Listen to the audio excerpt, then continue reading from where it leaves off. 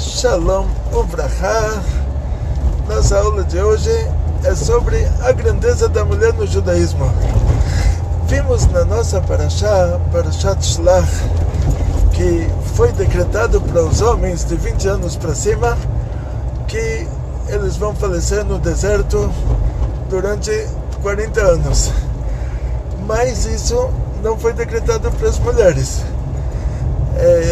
Ou seja, a transgressão que os homens fizeram, a gente não tem como generalizar e falar, olha, se o marido não presta, a mulher não presta também. No judaísmo não tem isso.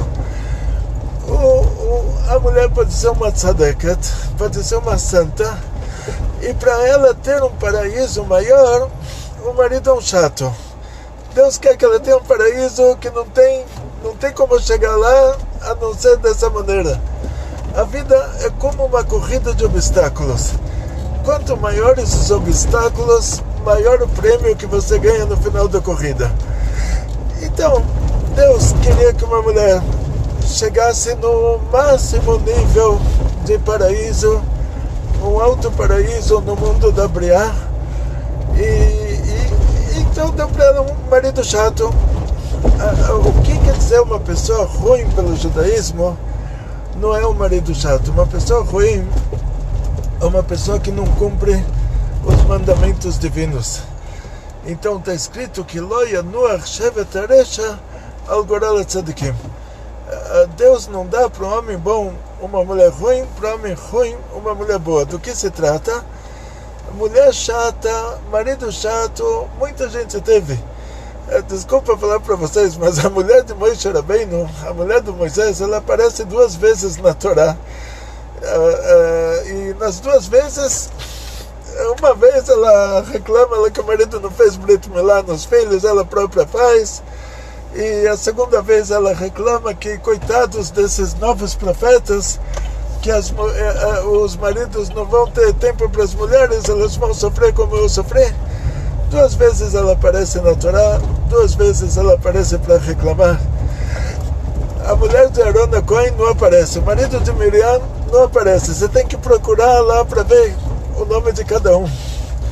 E o que acontece é que a Tzipora era uma tzadeket.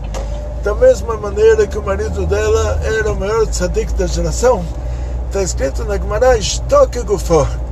A mulher, espiritualmente falando, é como o marido, espiritualmente falando. Quer dizer, o marido era o maior tzadik.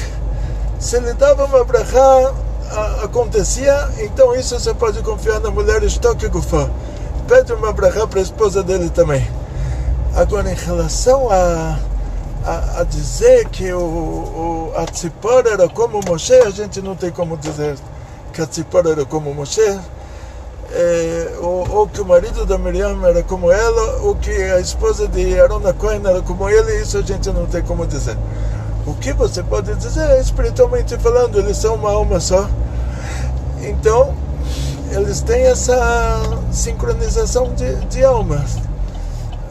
Só que socialmente falando, vamos dizer assim, a gente vê que muitos Tanoim, Amoraim, muitos rabinos da época da Mishnah, rabinos da época da Gemara, eles tiveram mulheres muito ruins, mas a mulher ruim pela Torá não é isso, não é uma mulher chata, não é uma mulher que inferniza a vida dele. A mulher ruim é a mulher que trai o marido. Por isso que está escrito no Tilim que Lo yanuach shevet haresha al goral hatzadikim. Uma coisa dessas, uma pessoa que ele não dorme com a mulher do outro, Deus não vai dar para ele uma mulher que ela durma com outro homem também, enquanto estiver casado com ele. Então, quer dizer, isso é a mulher ruim pela Torá. Aí, o marido ruim, uma mulher ruim, está se tratando disso. E isso não acontece para um tzadik. Tzadik, Deus dá para ele uma mulher que é uma tzadeket. Ela é chata, ela inferniza a vida dele, mas ela não vai dormir com outro. Então esse é o critério. Então nós vimos que muitos tzadikim tinham mulheres que infernizaram a vida deles, e muitas vezes uma mulher tem um marido que inferniza a vida dela, e o motivo para isso é simples. Deus quer dar para essa pessoa um paraíso maior. Quer dizer, não é motivo de divórcio, é motivo de agradecer o outro. Falar, olha, você está me pegando no pé de manhã até a noite. Eu tomei um cafezinho, você já pergunta por que você não colocou o copo aqui, colocou lá. E por que você não fechou o vidro, por que você não isso, não aquilo. Oi. E aí fica atrás da pessoa infernizando ela o tempo todo. Você vai ter um Ganeden, você vai chegar lá em cima, você vai ter a surpresa da altura do Ganeden que está te esperando, sem que você tivesse feito alguma coisa para isso.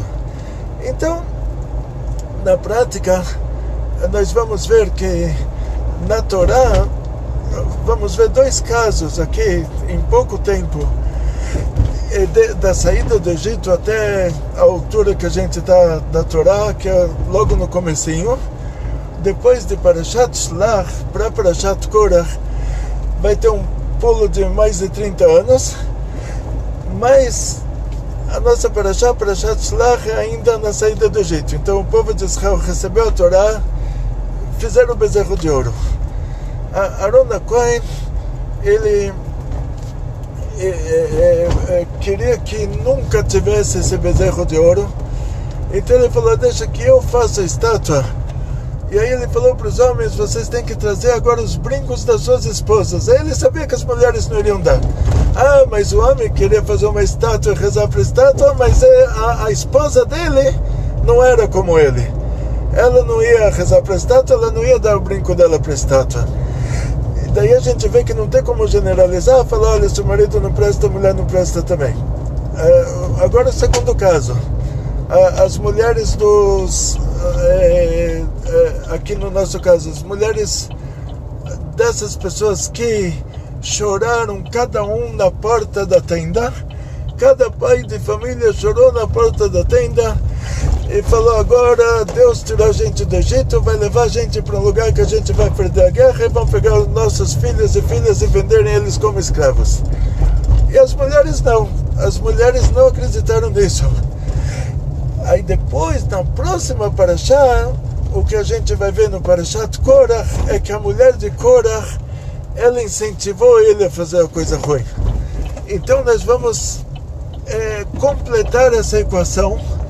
Vamos dizer o seguinte, o homem pode se comportar errado, como aqueles que foram fazer o bezerro de ouro e as mulheres não quiseram dar o brinco para fazer o bezerro de ouro, sendo que as mulheres não tinham uma parte nesse assunto do bezerro de ouro e elas não quiseram fazer idolatria. Então diz o Arizal que a geração que o Mashiach vai chegar, sendo que essa geração é a geração que saiu do Egito, é a geração que fez o bezerro de ouro, e o Rebbe diz que essa é a nossa geração, é a geração que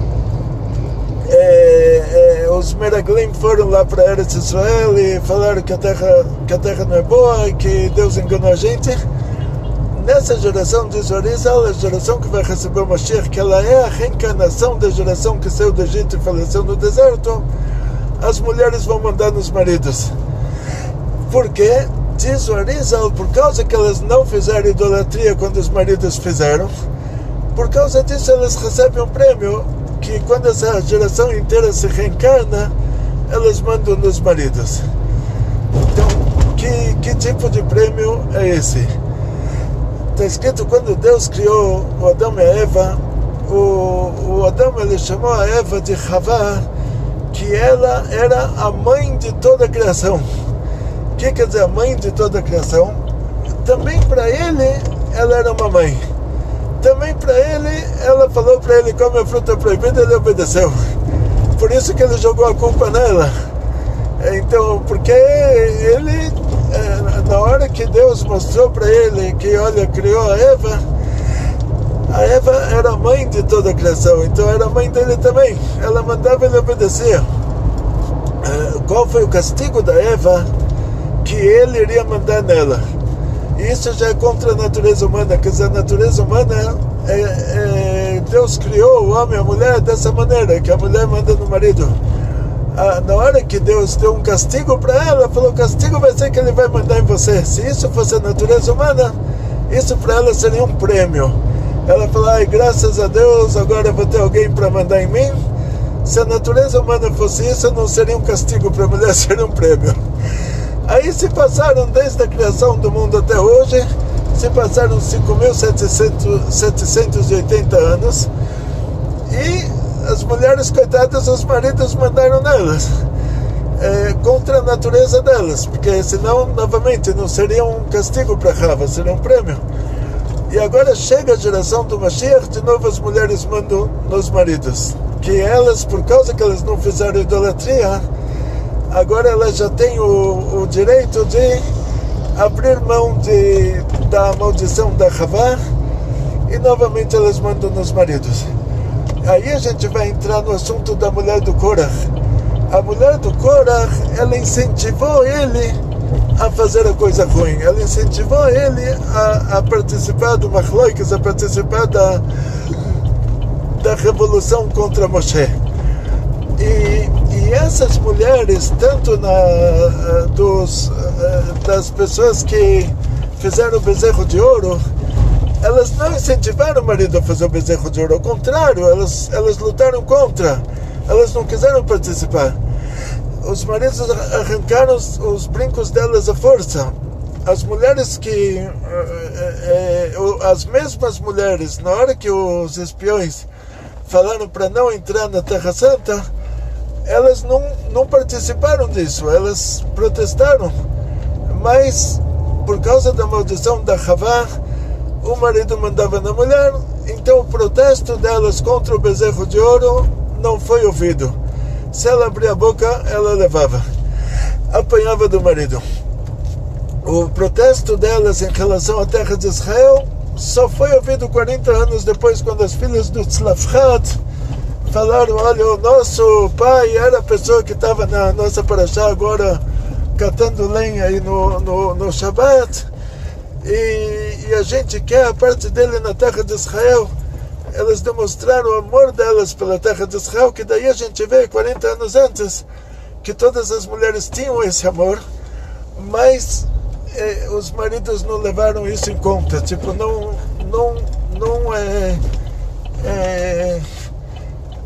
levaram em conta os sentimentos delas.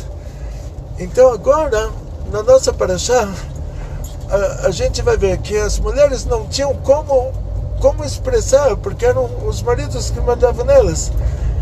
Só que na paraxá de Korach, a mulher do Korach, ela incentivou o marido dela a fazer a coisa ruim. Então a gente vê que na hora que ele queria fazer a coisa ruim, aí ele deu corda para a mulher para incentivar ele a fazer a coisa ruim.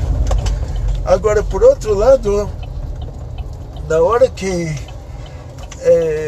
a gente fala sobre fazer a coisa boa, eles não incentivaram, não falaram para as mulheres: que bom, no seu mérito eu vou fazer melhor ainda.